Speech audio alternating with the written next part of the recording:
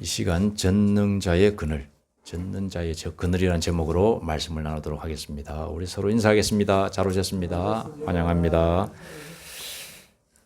어리고 젊었을 때 언뜻 생각하기로 나이가 들면 여러 가지로 여유로운 사람이 될 것이다라고 하는 기대를 가지고 막연하게 그런 생각도 하고 그렇게 또 나이를 먹었던 기억이 있습니다.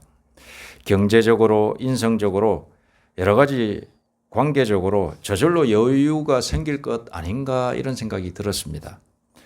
그런데 나이를 한 살 먹어가면서 느끼는 것은 결코 그 여유가 생기지 않는다라는 사실이었습니다. 결코 어릴 때, 젊었을 때 생각했던 건 지금도 젊지만 더 어렸을 때, 20대 때 이렇게 생각해 보면 나이를 한 50, 60 되면은 여러 가지로 다 이렇게 좀 충만하고 풍성하고 여유롭고 평안한 그런 상태가 되지 않을까 생각했는데 전혀 아니라는 그런 결론에 다다르고 있습니다. 여러분 잘 아시다시피 이제 성장기 때 우리가 보면은 우리 아이들이 성장을 해 나가면서 돈이 똑같이 들지 않습니까? 경제적으로 여유가 있어지는 게 아니라 더 쪼달리게 되고 그렇습니다. 우리가 그리고 또 인간관계적인 측면에서 봐서도 나이가 들면 더 포용심이 넓어지고 더 이해심도 넓어져 가지고 다른 사람이 무슨 말을 해도 내가 용납할 수 있는 상태가 되지 않을까. 나이가 들면 넉넉한 사람이 되지 않을까 생각하는데 그게 아니라 더 어쩌면은 좁아져서 사람을 판단하고 더 이렇게 불평불만을 토해내는 그런 일이 있을 때가 한두 번이 아닌 것을 저도 이렇게 스스로를 발견하게 됩니다. 여러분도 그런지는 모르겠습니다만은. 그리고 우리가 경제적으로 생각해 보면은 뭐 대출이 있으시면은 대출 이자 낸다고 따박따박 요즘 또 변동금리 해가지고 막 올라갔다 내려갔다 하지 않습니까? 그런 것들 때문에 또 힘들고 그렇습니다. 그리고 때때로 자녀들이 와서 돈 좀 달라고 이럴 때가 있지 않습니까? 그럴 때마다 돈이 있으면은 상관없는데 돈이 없으면 참 부모된 마음으로 참 마음이 답답하고 그렇지 않습니까? 여러분 이렇게 우리가 나이가 들어가면서 여유로워지는 것이 아니라 어쩌면 좁아진다. 그것이 현실이라는 사실입니다. 그리고 회사에 다니는 사람들은 그렇게 이야기합니다. 회사에 다니는 사람들도 보면 요즘 우리나라의 경기가 안 좋으니까 다 그런 마음이 든답니다. 내가 언제 잘릴지 모른다. 이런 불안감이 마음속에 의연히 다 한쪽에 자리 잡고 있답니다. 이 회사가 경기가 안 좋아서 정리가 되면 나도 잘리는 거 아닌가. 그런 생각하면서 하고 또 상사가 불러서 김 씨라면 어이 김 부장 자네는 참 사람이 좋은데 영 실적이 엉망이네. 이 말 들으면 가슴이 철렁 내려앉는 거지요. 아, 나를 정리하고 하려고 그러나? 이렇게 하면서 두려움이 이게 찾아온다고 합니다. 그래서 의연중에 실적이나 이런 것이 제대로 안 나면 불안이 항상 내재되어 있어가지고 회사를 갈 때마다 불안이고 스트레스고 그래서 저녁마다 나와서 이제 보통 사람들은 이제 술 먹고 이렇게 유흥을 즐기고 그렇게 하면서 그 불안을 극복해 보려고 하는 것이 보통 사람들의 인생이다라는 것입니다. 그리고 우리가 가만히 보면 나이가 들면서 여유 있는 사람이 되는 것이 아니라 어쩌면 더 불안의 연속의 사람이 되는 것 같다라고 하는 데서 참 안타까움이 있습니다. 한 조사기관에서 이 문제를 가지고 설문조사를 해보았습니다. 21세기를 살아가는 현대인들은 일상생활 속에서 얼마나 불안해하면서 살고 있을까를 조사를 해봤더니 일상적인 불안감을 얼마나 경험하고 있는지 조사를 해봤는데 거의 80% 가까운 사람들이 불안감을 가지고 있다.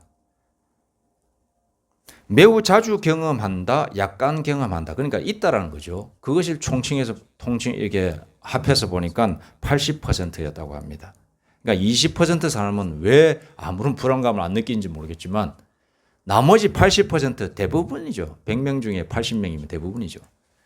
80%의 사람들은 항상 큰 불안감, 작은 불안감, 어쨌든 불안감을 가지고 산다. 태어나서 죽을 때까지 평생 동안 우리의 삶은 불안을 꾀하는 채 불안과 더불어 살고 있다고 해도 과언이 아닌 말인 것입니다. 대체 왜 우리는 평생 동안 불안한 것일까요? 공자는 인생 나이 40세에는 불혹이라고 했습니다. 이제 유혹에 넘어가지 않는 나이가 이제 불혹이라고 그러는데 40세 되면 진짜 유혹에 넘어가지 않는 그런 나이가 되는 것일까요? 제 경험으로는 그렇지 않더라고요. 더 유혹이 많이 오기도 하죠. 50세가 되면 지천명이라고 했습니다. 하늘의 뜻을 알아가지고 이제 하늘이 뭐를 요구하는지 내가 그 인생에 맞춰줄 수 있는 그걸 알게 되었다. 지천명.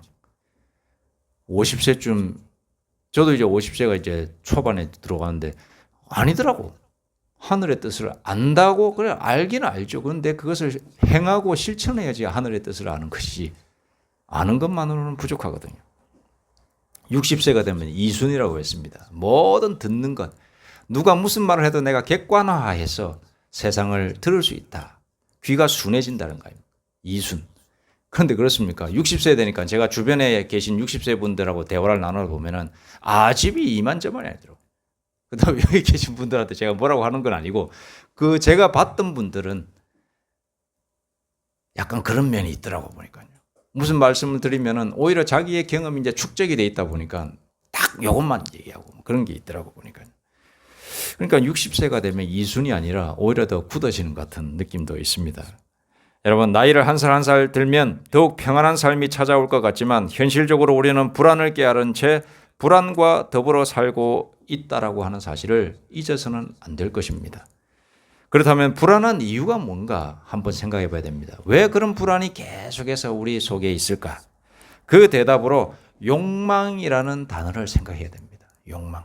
불안과 욕망은 같이 갑니다.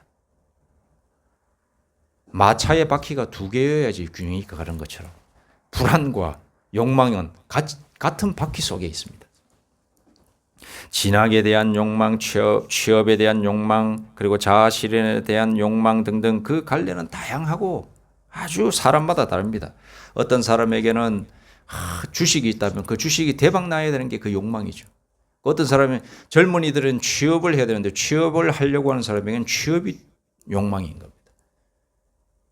돈이 없는 사람에게는 돈이 좀 많이 생기는 게 욕망입니다. 그 욕망. 그래서 그 욕망이 채워지지 않기 때문에 불안이 동시에 오는 겁니다. 욕망이 채워지지 않으면 불안이 오게 되어 있습니다. 사람마다 가지고 있는 자신의 욕망에 대한 결과를 알 수 없을 때 자신이 바라고 있는 어떤 것이 확실하게 해결될지 모를 때 막연할 때 불안이 찾아오게 되는 겁니다. 여기서 더 떨어지면 안 되는데 더 떨어지면 안 되는데 이렇게 주식하고 있는 사람 그러고 취업하려고 하는 사람은 올해 꼭 붙어야 되는데 이렇게 생각하고 그런 거 아니겠습니까? 그리고 내 자식이 뭐 이렇게 좋은 사람 만나야 되는데 뭐 이런 거 어머니들의 그런 불안감이죠. 결국 우리가 욕망을 느끼는 분야가 곧 불안을 느끼는 분야가 된다라는 것입니다. 우리가 불안을 느꼈을 때 가장 일반적으로 보이는 반응은 무엇인가? 그 불안을 해결하려고 하기보다는 도망치는 거예요. 그냥 외면하는 것이고 그리고 부정하는 겁니다. 우리의 불안은 도망치거나 부정하거나 외면한다고 해서 이루어지는 것이 해결되는 게 절대로 아닙니다.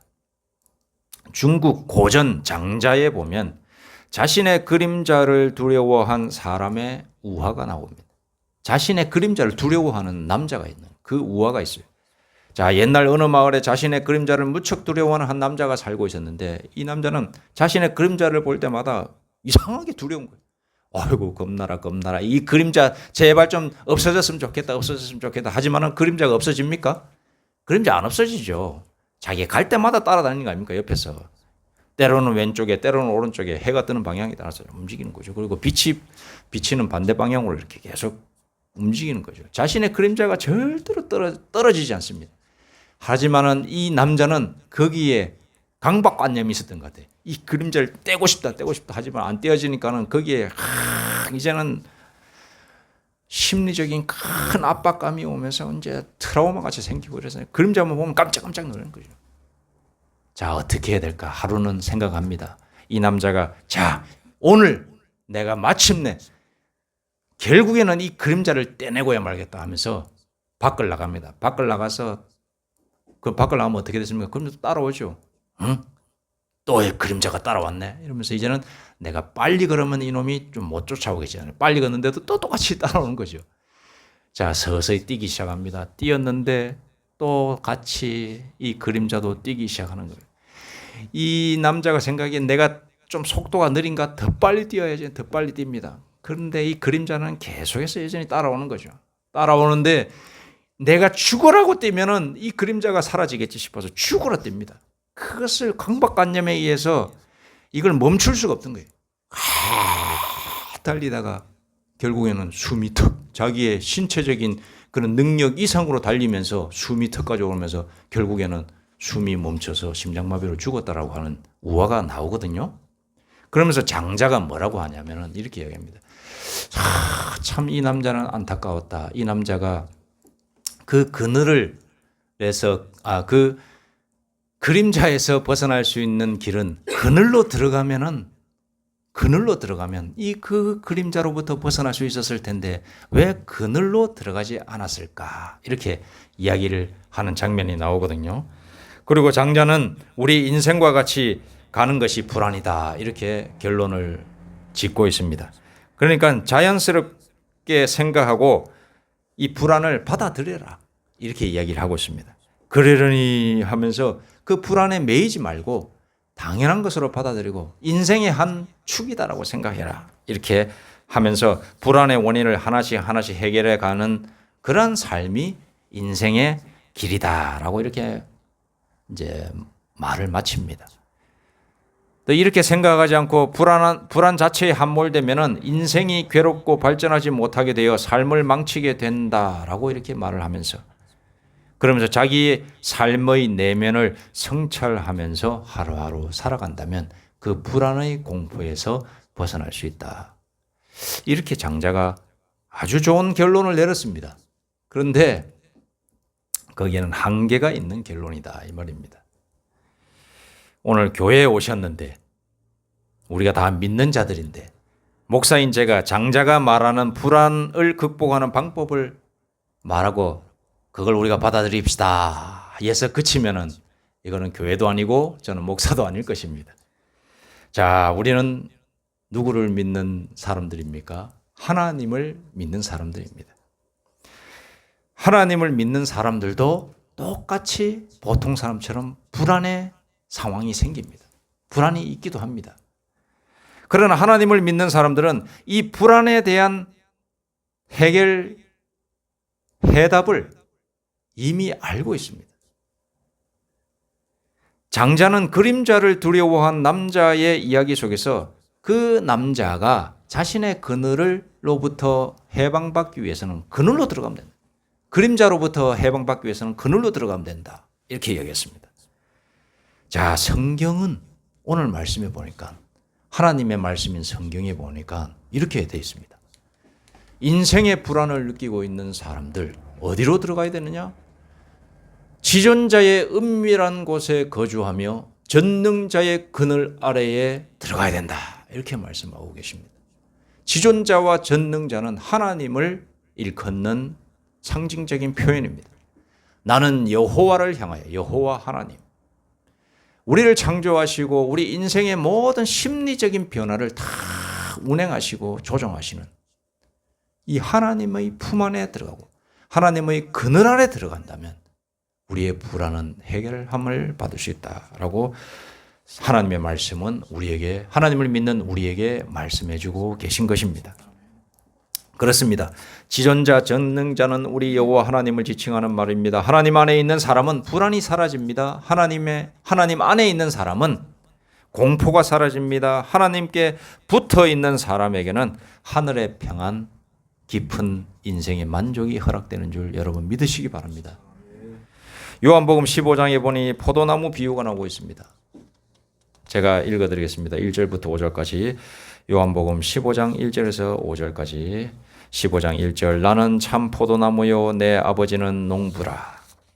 2절 말씀 무릇 내게 붙어 있어 열매를 맺지 아니하는 가지는 아버지께서 그것을 제거해 버리시고 무릇 열매를 맺는 가지는 더 열매를 맺게 하려 하여 그것을 깨끗하게 하시느니라. 3절 너희는 내가 일러준 말로 이미 깨끗하여졌으니 내 안에 거하라 나도 너희 안에 거하리라. 가지가 포도나무에 붙어 있지 아니하면 스스로 열매를 맺을 수 없음 같이 너희도 내 안에 있지 아니하면 그러하리라.